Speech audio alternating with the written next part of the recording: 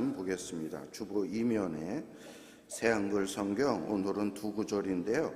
마태복음 6장 10절과 6장 33절 말씀입니다. 두 절이니까 우리 다 같이 합독하도록 하겠습니다. 시작. 하나님 나라가 오기를 빕니다. 하나님의 뜻이 이루어지기를 빕니다.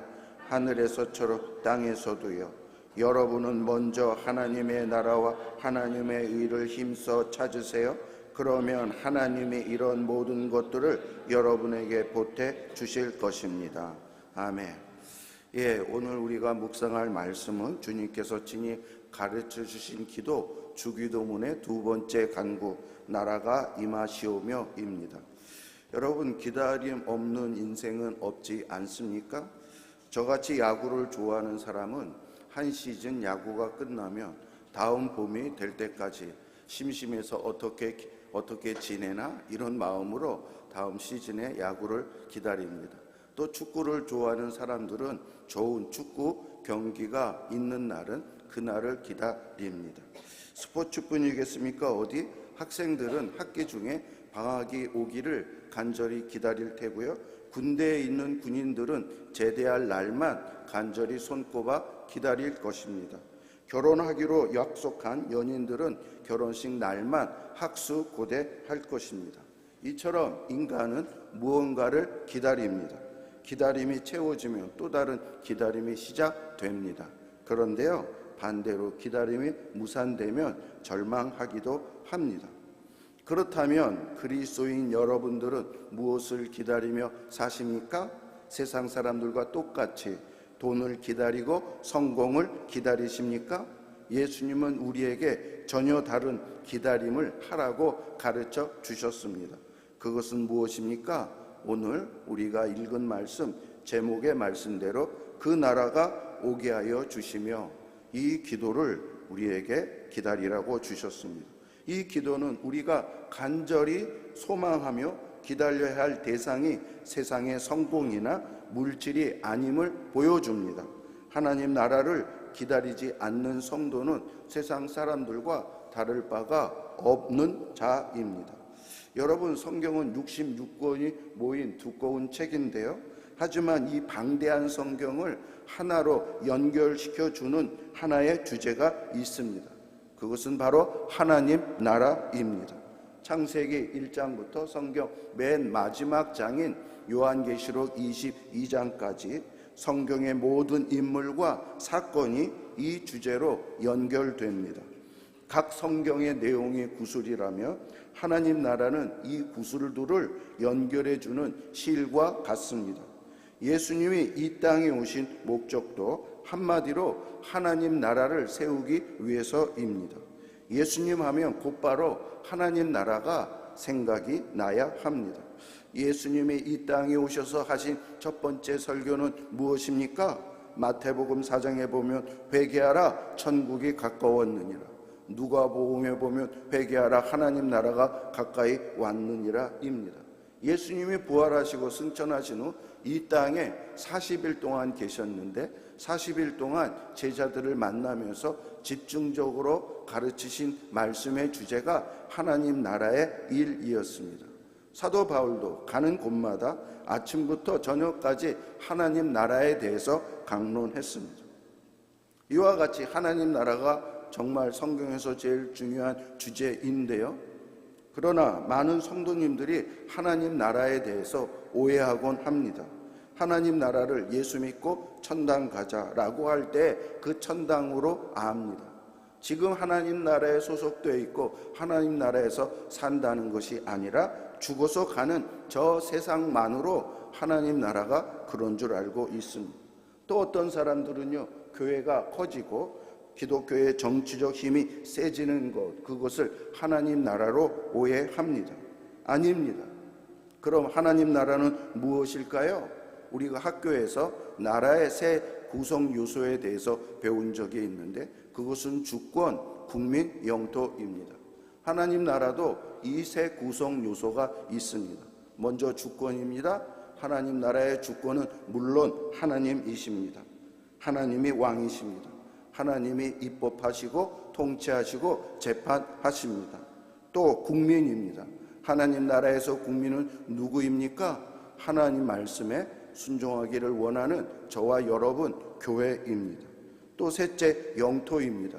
영토는 하나님의 다스림이 미치는 곳인데요, 하나님의 우주를 만드시고 우주를 주관하고 다스리니까 우주 전체가 하나님의 영토요, 우리의 삶의 영역 전부가 하나님의 영토입니다.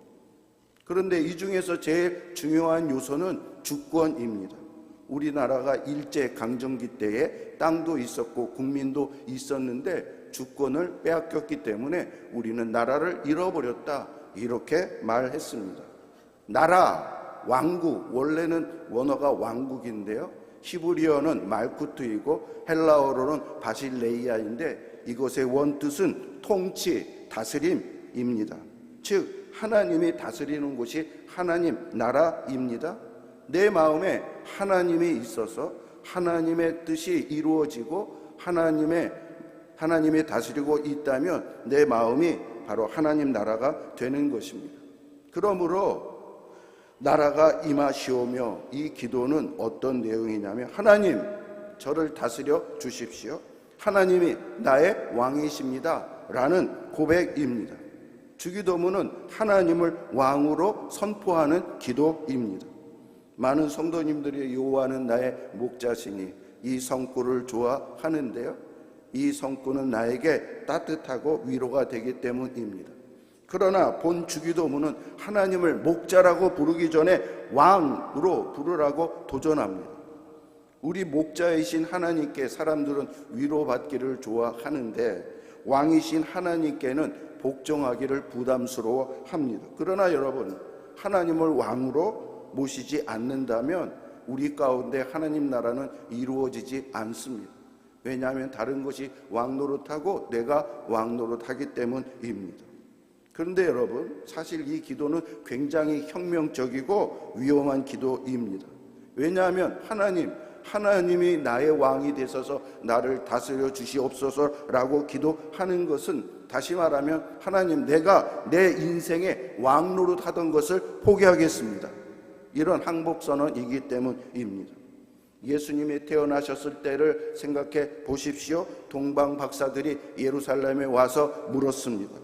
유대인의 왕으로 나신 이가 어디 계시뇨?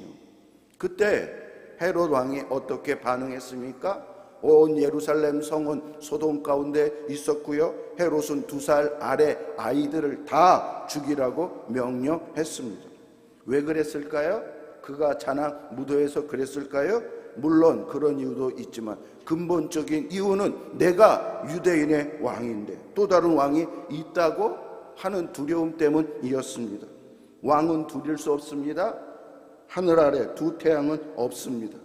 내가 왕자에 있는데 예수라는 왕이 온다는 것은 곧 내 자리를 뺏긴다라는 뜻입니다. 그래서 헤롯은 예수님을 죽이려고 했던 것이었습니다. 그러나 여러분, 혹시 내 안에 헤롯이 살고 있지는 않습니까? 내 인생은 나의 것, 내 돈도 나의 것, 내 시간도 나의 것. 우리는 내 마음 보좌에 나를 앉혀놓고 있다면 내가 주인이 되는 것이고, 우리 인간들은 다 내가 주인 되어서 살고 싶어하고 세상도 그렇게 우리에게 요구합니다. 그런데 주기도문은 우리에게 말씀하고 있습니다. 그 보좌에서 너는 내려와라. 예수님을 그 보좌에 앉혀라. 주기도문은 왕의 기도를 거부합니다. 주기도문은 나의 왕국이 국권에게 주소서라는 헤롯의 기도를 하라는 것이 아니라 아버지의 나라가 임하옵시며 라고 외치는 아들의 기도를 하라고 가르치는 것입니다. 여러분, 죄인의 본성이 무엇입니까? 내 인생은 나의 것이라고 외치며 내가 내 인생의 왕자의 자리에 계속 앉으려고 하는 것입니다. 그런데요, 그것에 대해서 예수님은 회개해라. 하나님 나라가 가까이 왔다. 하나님 나라를 맞이하기 위해서, 이루어지기 위해서 먼저 회개하라고 말씀했는데요, 회개란 무엇이냐면 내 나라가 끝장나게 해 주십시오 라고 비는 것입니다. 회개란 내가 왕노를 하던 것을 포기하고 예수님께 항복하는 것입니다. 우리가 하나님을 왕으로 모시지 않고 내가 왕이 되면 행복할까요? 아닙니다. 비참해집니다. 우리의 첫 조상, 첫 인간 아담이 그렇게 했습니다. 하나님을 왕으로 인정하지 않고 자기가 왕으로 노릇하려고 할 때에 그는 무서운 폭군의 지배를 받게 되었습니다. 첫째, 죄의 종이 되었습니다. 죄가 우리 마음의 주인이 되었습니다. 둘째, 죽음의 종이 되었습니다. 죄의 삭은 사망입니다. 죽음이 왕노릇하며 우리를 공포에 떨게 합니다. 우리는 왜 무서워하고 위협적인 순간에 공포에 떱니까? 궁극적인 것은 우리는 죽을까봐입니다. 평생 죽음의 공포 속에 죽음에 두려워하며 삽니다. 이게 죽음의 종노릇 하는 것입니다. 셋째, 사탄의 종이 되었습니다. 사탄은 공중 권세를 잡은 자로서 마귀처럼, 마귀의 자식처럼 우리를 다룹니다. 하지만 여러분, 절망하지 마십시오. 예수님이 오셨습니다. 예수님이 이 모든 사슬을 끊으시기 위해서 오셨고 이 모든 사슬을 끊으셨습니다.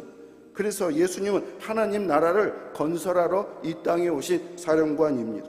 예수님으로 인해서 무엇이 해결되었습니까? 예수님은 십자가에서 죄를 해결해 주셨습니다. 우리 대신 죽으심으로 죄값이 치루어져 우리는 법적으로 더 이상 죄인이 아닌 것이 하나님 앞에서 된 것입니다. 둘째로 예수님은 죽음을 정복하셨습니다. 이런 말이 있지 않습니까? 호랑이를 잡으려면 호랑이 굴로 들어가야 된다. 예수님은 죽음을 잡기 위해서 죽음으로 들어가셨습니다. 그런데 부활하셨어요? 부활이라는 것은 죽음을 박살냈다라는 것입니다. 사람들의 맨 마지막 운명의 장면은 무엇입니까? 죽음입니다. 그런데 예수님의 마지막 장면은 무엇입니까? 죽음이 아니라는 거예요. 부활이라는 거예요. 새 생명이라는 거예요. 그러므로 모든 인류와 역사에 적용이 되는 그 죽음이 예수 그리스도 안에서는 무기력하게 되었고 아무것도 아니라는 것입니다.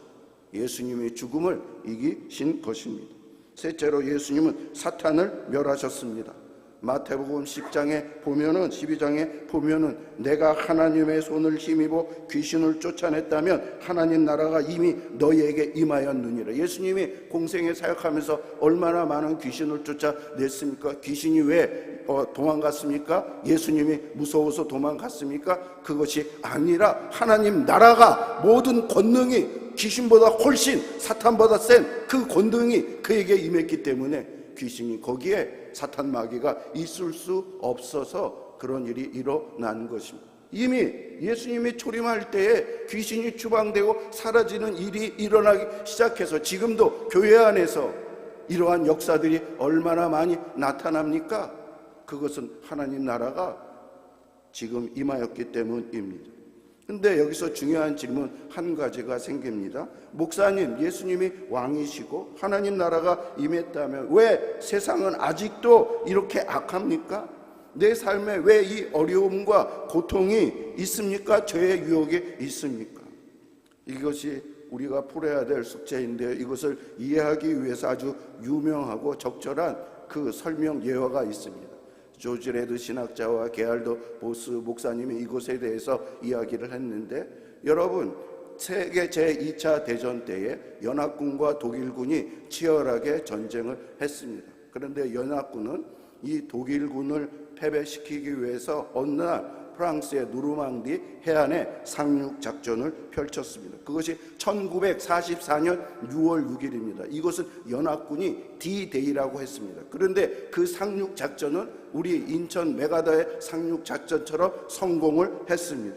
그래서 독일은 거기에서 완전히 전세를 잃어버렸고 사실상 패배하게 되었습니다.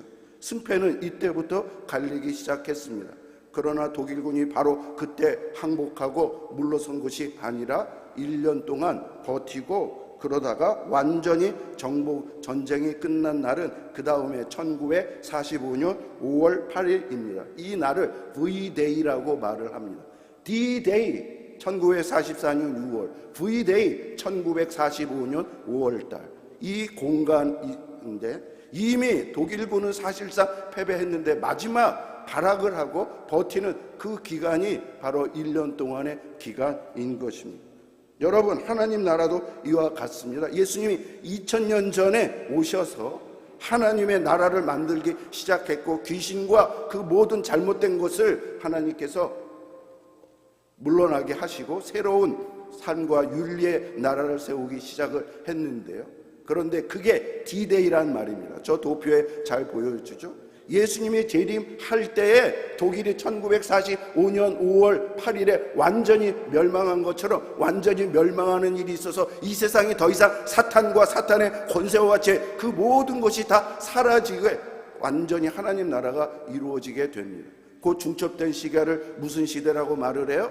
현 교회 시대라고 말을 합니다. 그래서 사탄이 한편에서는 공중 권세를 잡아서 우리를 혼란케 하지만, 그러나 계속 하나님께서 역사하셔서 하나님 나라를 확장해 나가는 그런 일이 일어나는데요. 결국 누가 이기신 것입니까? 예수 그리스도가 이기신 것입니다. 우리 교회는 예수님이 이기신 그 싸움에 참여해서 예수님이 이기신 그것에 우리는 승리를 거두기만 하면 된다. 바로 이것이 성경이 우리에게 약속해 주신 말씀인 것입니다. 그러므로 아직 V-Day는 오지 않았습니다. 예수님이 재림하면 V-Day가 일어납니다. 그때 하나님 나라가 완성이 될 것입니다. 그때 여러분, 마귀가 다 사라졌다고 생각해 보세요. 죽음이 다 사라졌다고 생각해 보세요. 죄가 다 사라졌다고 생각해 보세요. 세상이 정말 얼마나 공의롭고 얼마나 아름답고 화평하고 그런 세상이 되겠습니까?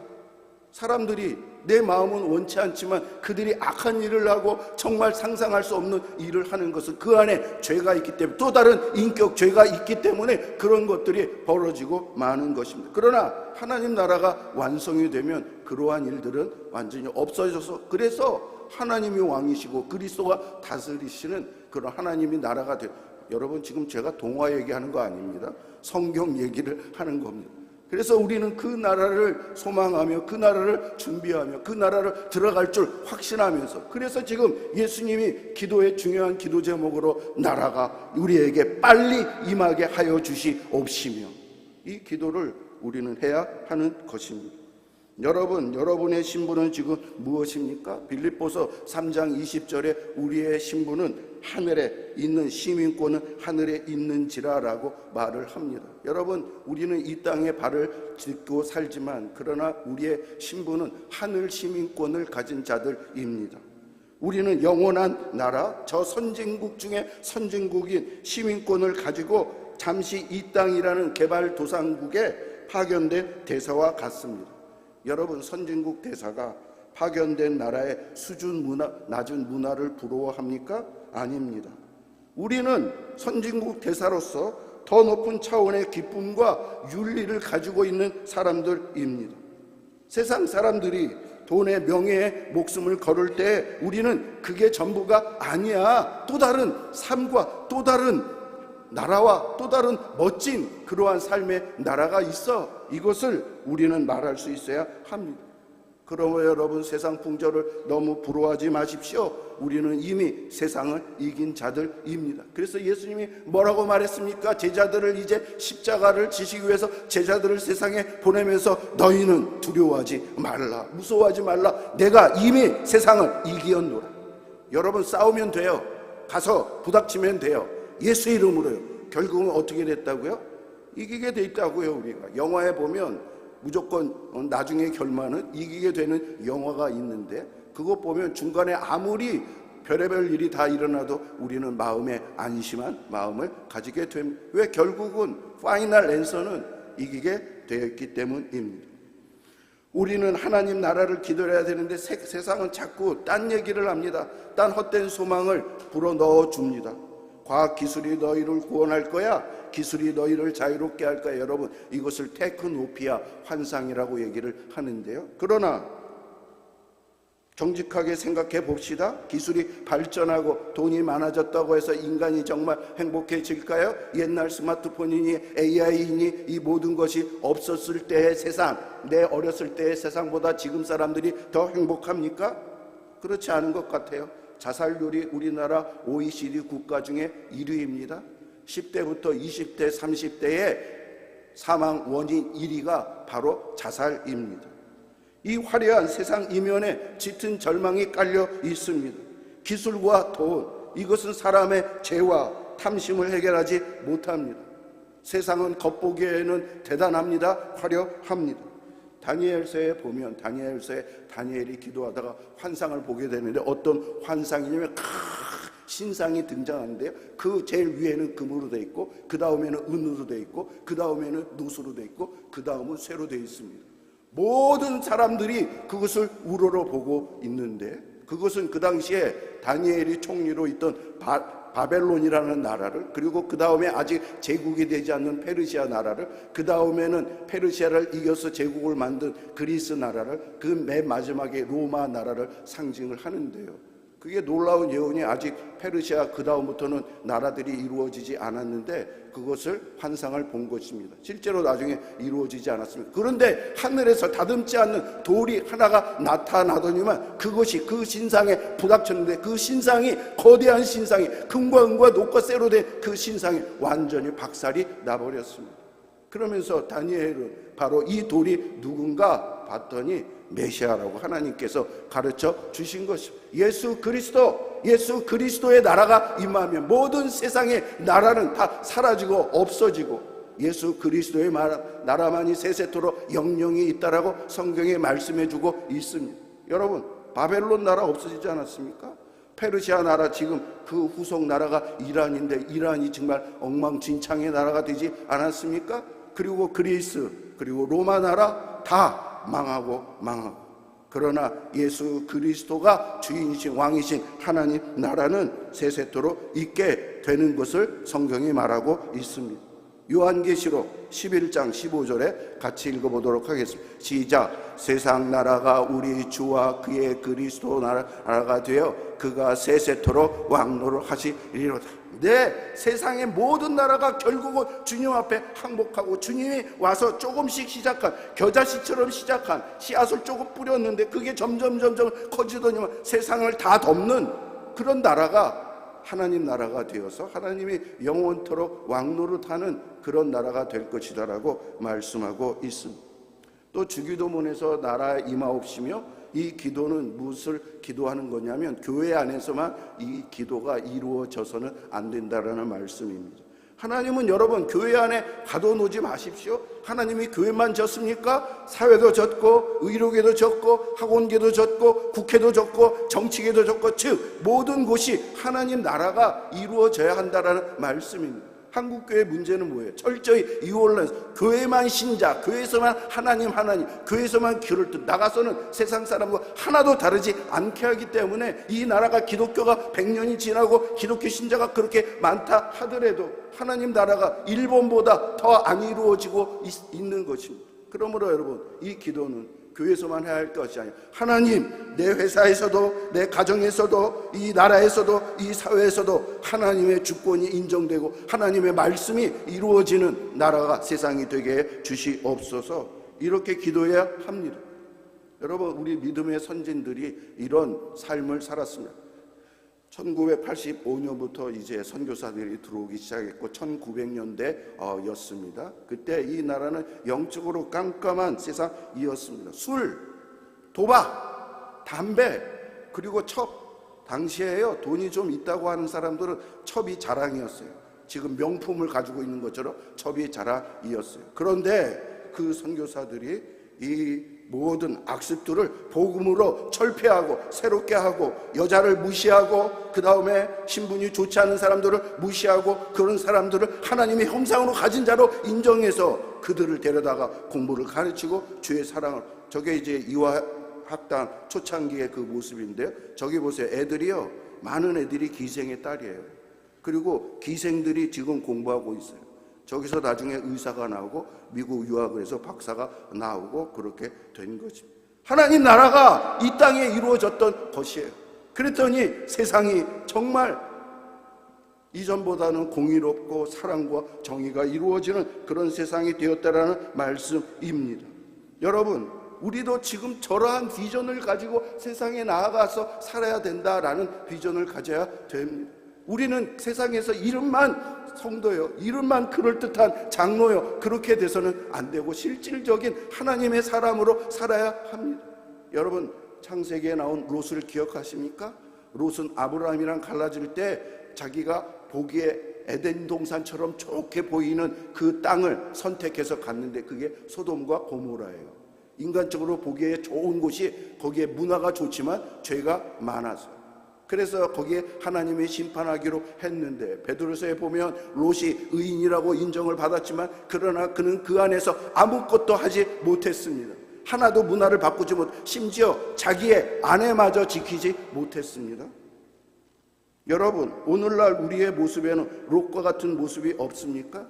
세상이 잘못된 것 알지만 아무것도 행동하지 않아서, 아무런 힘이 없어서 가정도 하나 변형 못 시키고 교회도 변형 못 시키고 그런 무기력하고 무능한 자 아닙니까?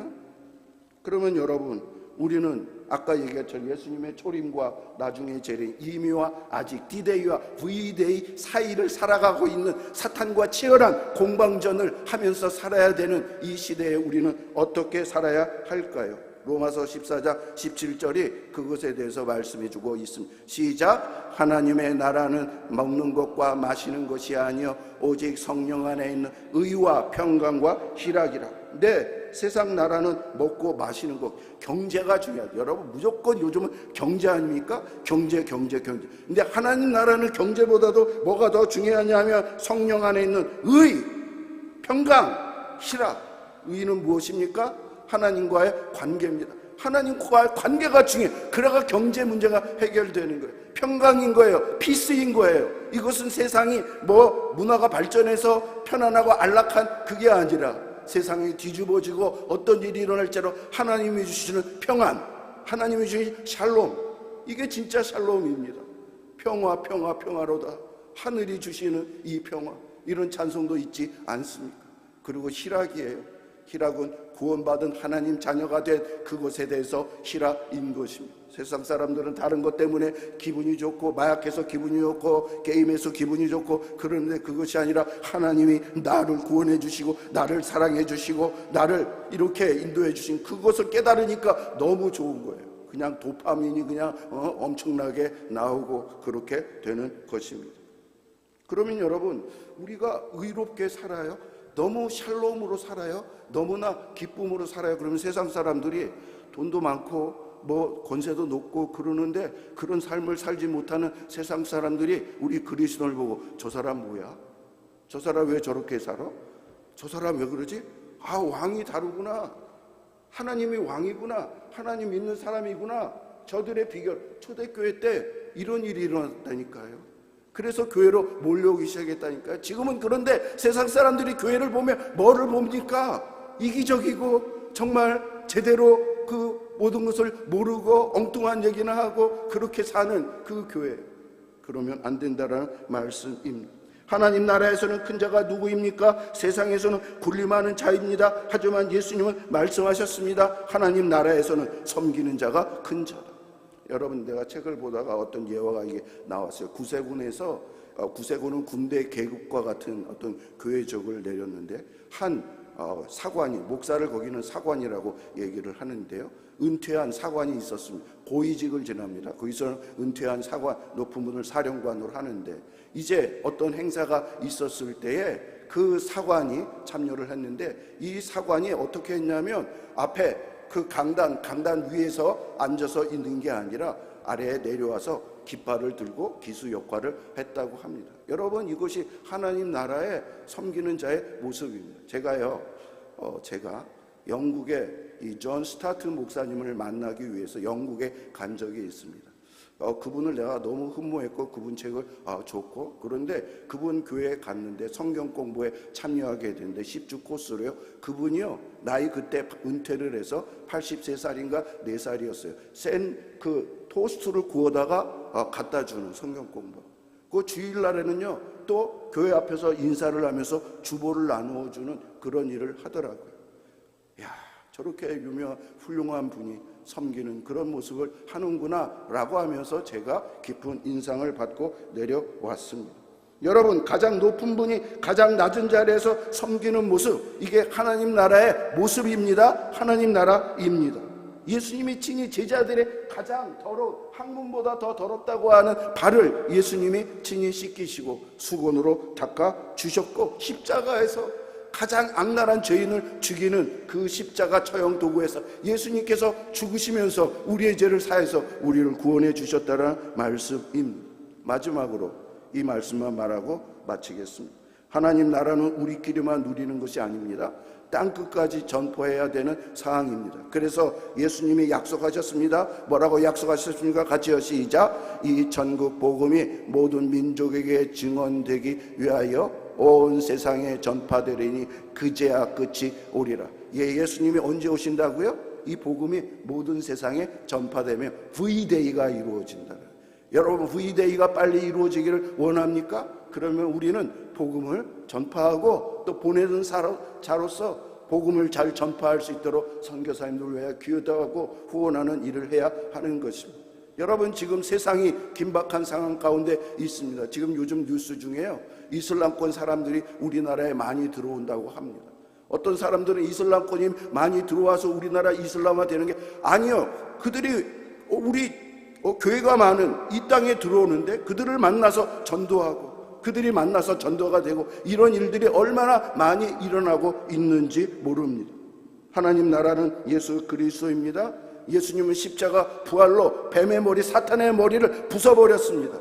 우리에게 승리는 이미 보장된 것입니다. 그러므로 여러분, 내가 이기게 돼 있다. 귀신과 죄와 유혹과 그 모든 것이 나 유혹, 결국은 이기게 돼 있다니까요. 예수님을 붙잡으면 그러한 믿음을 가지고 여러분 삶의 현장에서 나라가 임하옵시며 이 기도를 진심으로 또 이 기도가 이루어지기를 믿으며 기도하는, 그렇게 살아가는 우리 모두가 되기를 주의 이름으로 축원합니다. 이거 보십시다. 그러면서 교훈과 적용 5가지 우리 기도 제목을 제가 적어놨습니다. 교훈과 적용, 나라가 임하옵시부터 시작. 나라가 임하옵시 라고 기도할 때 우리는 5가지를 구체적으로 기도해야 된다. 예수님 어서 오소서, 재림을 기다리는 기도이다. 죄와 죽음이 없는 완전한 나라를 사모하라. 세계 복음화가 이루어지게 하소서. 선교를 위해 기도하라. 교회에 성령의 부흥을 주소서. 오순절 낮처럼 성령이 충만할 때 하나님 나라가 확장된다. 죽어가는 영혼들이 회심하게 하소서. 내 가족 이웃이 회개하고 예수님을 영접하도록 기도해라. 내 삶에 성령의 열매를 맺게 하소서. 내 가정, 직장, 학교에서 내가 하나님 백성답게 살 때 그곳에 하나님 나라가 임한다. 네, 한 줄로 정리하십시오.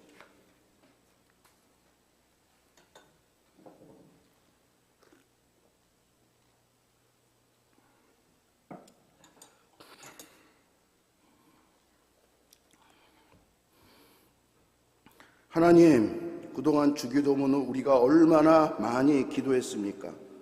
나라가 임하시오며, 우리가 진짜 이런 어떤 마음을 가지고 기도했는지요. 이제 이 기도가 어떤 기도인지 우리 알았사오니, 하나님 나라가 하늘에서 이루어진 것처럼 이 땅에서도 이루어지게 해달라는 마음으로 기도할 수 있도록 해 주시옵소서. 예수님이 이미 오셔서 사탄의 머리를 부수었습니다. D-Day는 시작됐습니다.